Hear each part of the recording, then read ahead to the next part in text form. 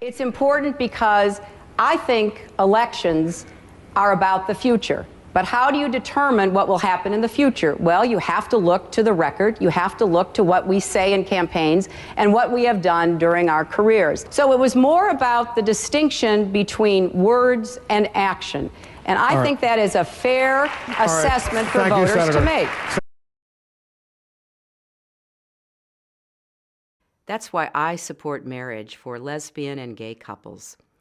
I support it personally and as a matter of policy and law.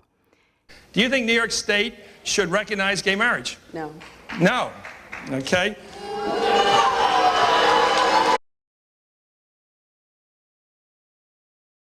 Take these people on. They are often connected to big drug cartels. They are not just gangs of kids anymore. They are often the kinds of kids that are called super predators. No conscience, no empathy. We can talk about why they ended up that way, but first we have to bring them to heel. We have to bring them apologize for mass incarceration. Okay, we'll talk I'm about not a super predator, Hillary Clinton. Okay, fine, we'll talk about it. Can you apologize to black people for mass incarceration? Well, can I talk, and then maybe you can listen to what I say? Okay, fine. Thank you very much. There's a lot of issues in this campaign. The very first speech that I gave back in April was about criminal justice reform and about super predators. You're being rude. It's not appropriate. Super predators. That's rude. This is not appropriate. That's rude. Now, you want to hear the facts, you just want to talk. I know that you called black youth super predators in 1994. Please explain to the record. Explain it to us. You owe black people an apology. Well, Excuse us.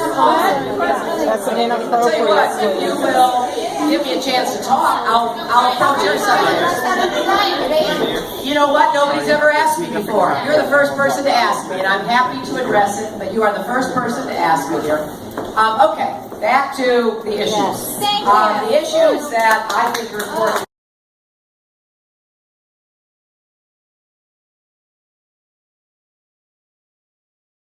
If I may, Senator Sanders keeps bringing up the speeches that you gave to Goldman Sachs. So I'd like to ask you, you've said that you don't want to release the transcripts until everybody does it. But if there's nothing in those speeches that you think would change voters' minds, why not just release the transcripts and put this whole issue to bed? You know, first of all, there isn't an issue. When I was in public service, serving as the senator from New York, I did stand up to the banks. I did make it clear that their behavior would not be excused. I'm the only one on this stage who did not vote to deregulate swaps and derivatives as Senator Sanders did, which led to a lot of the problems that we had with Lehman Brothers. Now, if you're going to look at the problems that actually caused the Great Recession, you got to look at the whole picture. It was a giant insurance company, AIG. It was an investment bank, Lehman Brothers. It was mortgage companies like Countrywide. I'm not saying that Senator Sanders did something untoward when he voted to deregulate swaps and derivatives, but the fact is he did.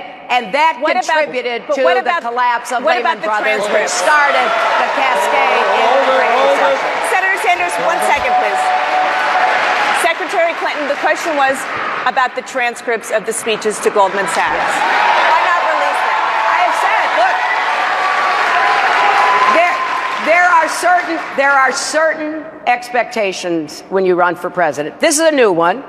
And I've said, if everybody agrees to do it, because there are speeches for money on the other side, I know that. But I will tell you this, there is a long-standing expectation that everybody running release their tax returns. And you can go to my website and see 8 years of tax returns, and I've released 30 years of tax returns. And I think every candidate, including Senator Sanders and Donald Trump, should do the same. Secretary Clinton, we're going to get to the tax returns later, but just to put a button on this, you're running now for the Democratic nomination. Right. And it is your Democratic opponent and many Democratic voters who want to see those transcripts. It's not about the Republicans at this point. And you know,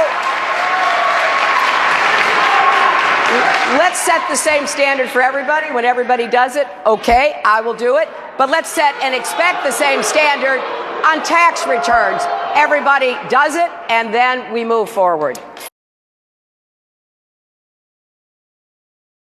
There have been a lot of questions about Iraq posed to candidates over the last weeks. I've made it very clear that I made a mistake, plain and simple. It's what's wrong with politics today. Hillary Clinton will say anything to get elected. Now she's making false attacks on Barack Obama. The Washington Post says Clinton isn't telling the truth. She championed NAFTA, even though it has cost South Carolina thousands of jobs. And worst of all, it was Hillary Clinton who voted for George Bush's war in Iraq. Hillary Clinton, she'll say anything and change nothing. It's time to turn the page. Paid for by Obama for America. I'm Barack Obama, candidate for president, and I approve this message.